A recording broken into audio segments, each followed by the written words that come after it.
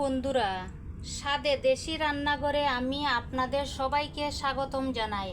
আজ আমি আপনাদেরকে রান্না করে দেখাবো সরিষা বাটা দিয়ে কুমড়ো। প্যানে দিয়ে দিলাম তেল।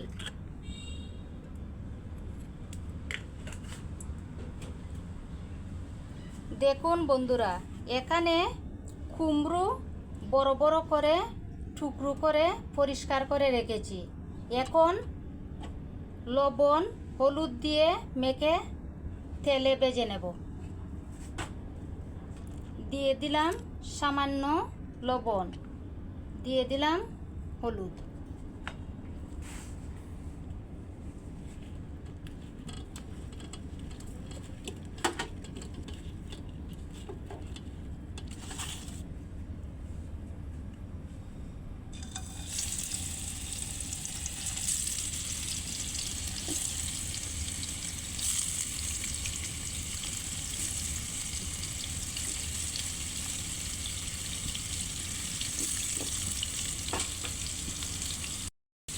এখন কম আছে ঢাকনা দিয়ে ভেজে নেব। ফিরে এলাম বন্ধুরা, এভাবে ঢাকনা তুলে কিছুক্ষণ পর পর উল্টে পাল্টে নেবেন।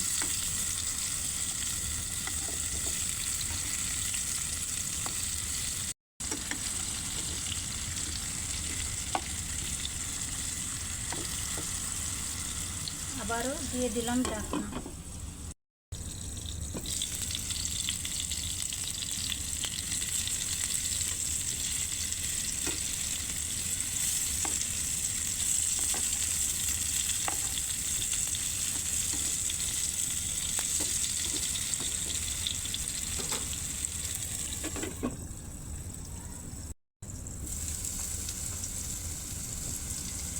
দেখুন বন্ধুরা, কুমড়োগুলো ভাজা হয়ে গেছে।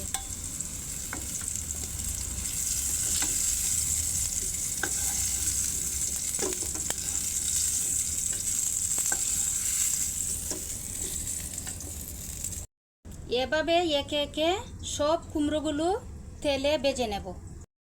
বন্ধুরা, প্যানে দিয়ে দিলাম সরিষা তেল।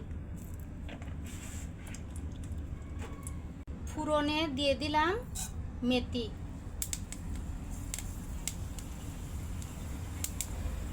বন্ধুরা, এখানে সরিষা বাটাতে দিয়ে দেব সামান্য লবণ, দিয়ে দেব হলুদ, সামান্য মরিচ,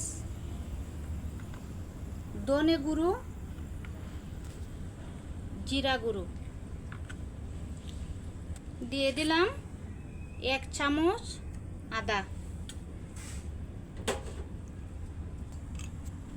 ফোড়নে দিয়ে দিলাম সরিষা বাটা।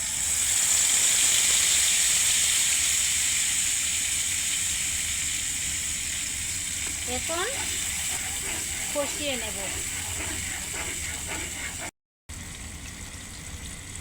দিয়ে দিলাম 4টে তেজপাতা।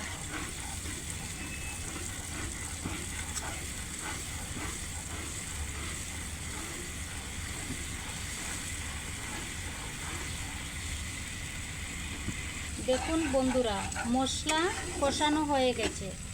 এখন আগ থেকে ভেজে রাখা কুমড়ো দিয়ে দিলাম।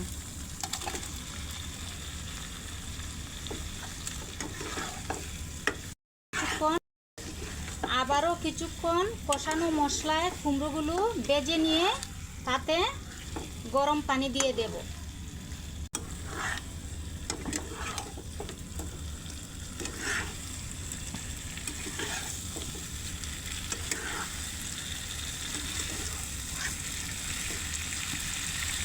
বন্ধুরা, এই কুমড়োতে আমি গুঁড়া মরিচ কম দিয়েছি, কাঁচা মরিচ বেশি দেব।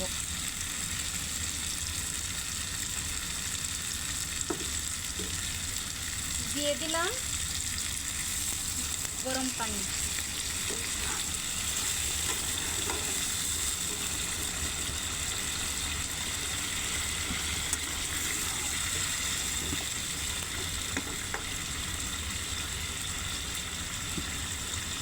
এখন 10 মিনিটের জন্য ঢাকনা দিয়ে দেব।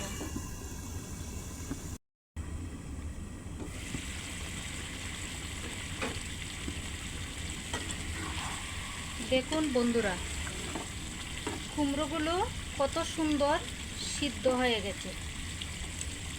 এখন দিয়ে দেব কাঁচামরিচ আর স্বাদের জন্য সামান্য চিনি। এখন আবারও নাড়াচাড়া দিয়ে একটু ঢাকনা খুলে রাখবো জল শুকানোর জন্য।